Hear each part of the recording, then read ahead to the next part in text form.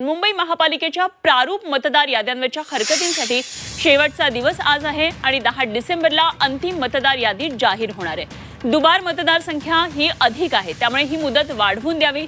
शिवसेना युबीटीनं निवडणूक आयोगाकडे ही मागणी केली आहे। हरकती आणि सूचनांसाठी मुदतवाढ मिळणार का, याकडे तर सगळ्यांचं लक्ष लागलेलं आहे। या आधी निवडणूक आयोगानं ही मुदतवाढ दिलेली होती, त्यामुळे आता पुन्हा एकदा ही मुदतवाढ मिळणार की नाही याकडे सर्वांचं लक्ष असेल। काल आपण पाहिलं, आदित्य ठाकरे यांनी या संदर्भामध्ये एक प्रेस कॉन्फरन्स घेतली आणि माध्यमांद्वारे त्यांनी मुंबईमध्ये कशा पद्धतीनं दुबार मतदार आहेत याची एक आकडेवारी सादर केली आणि या आकडेवारीनंतर आता युबीटीनं ही मागणी केलेली आहे, ही मुदतवाढ आणखी मिळावी। प्रारूप मतदार याद्या ज्या आलेल्या आहेत त्याबाबत आणखी काही त्यांना शोध लावायचा आहे, याबाबत काय नेमकी त्यांची भूमिका असणार आहे हे बघणं खूप महत्त्वाचं ठरणार आहे आणि अर्थातच निवडणूक आयोग त्यांची मागणी मान्य करणार का याकडे सुद्धा लक्ष आहे।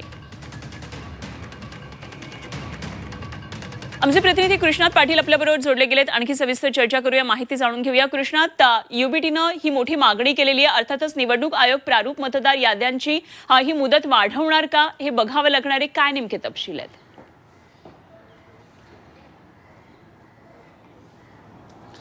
अनुपमा, प्रारूप मतदार याद्यांच्यावर हरकती व सूचना दाखल करण्याची अंतिम तारीख तशी 27 नोव्हेंबर होती, परंतु सर्वच राजकीय विरोधी पक्षांनी या संदर्भात मागणी केली होती की मुदत वाढवून देण्यात यावी 15 दिवसाची, परंतु 5 दिवसांची मुदत वाढवली गेलेली आहे आणि आज त्याचा शेवटचा दिवस आहे। परंतु अद्याप देखील या संदर्भातल्या हरकती व सूचना ज्या आहेत त्या पूर्ण झालेल्या नाहीत असं विरोधकांचं मत आहे। कालच आदित्य ठाकरे यांनी या संदर्भात पत्रकार परिषद घेत घेतलं होतं की केवळ 11 लाख दुबार मतदार नाही आहे, तर जवळपास 14 लाख दुबार मतदार असल्याचे आमच्या निदर्शनास आल्याचं त्यांनी सांगितलं गेलं होतं आणि त्याचबरोबर आणखी काही मुद्दे उपस्थित केले गेले होते। त्यासाठी या हरकती व सूचनांसाठी मुदतवाढ देण्याची मागणी ही आदित्य ठाकरे यांनी केली गेली होती। त्याचबरोबर 1 जुलै 2025 पर्यंत अंतिम तारीख होती ज्यापर्यंतच मतदार नोंदणी केली जात होती, परंतु 1 जुलै 2025 नंतर देखील जवळपास 30-32 हजार मतदार वाढल्याचा त्यांनी आरोप केलेला आहे आणि हे 30-35 हजार मतदार नेमके कुणाचे आहेत अशा प्रकारे त्यांनी एक प्रश्न विचारला गेलेला आहे। असे एक जवळपास 4-5 प्रश्न हे निवडणूक आयोगाला विचारले गेलेले आहेत आणि त्याचबरोबर मुदतवाढीची मागणी ही केली गेलेली आहे।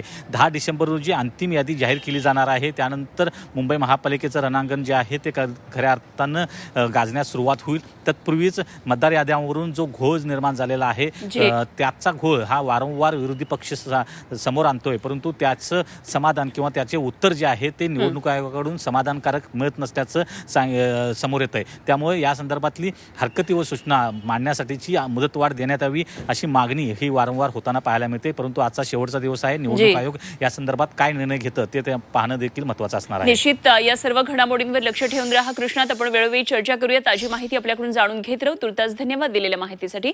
कृष्णात पाटील आमचे प्रतिनिधी आपल्याबरोबर होते।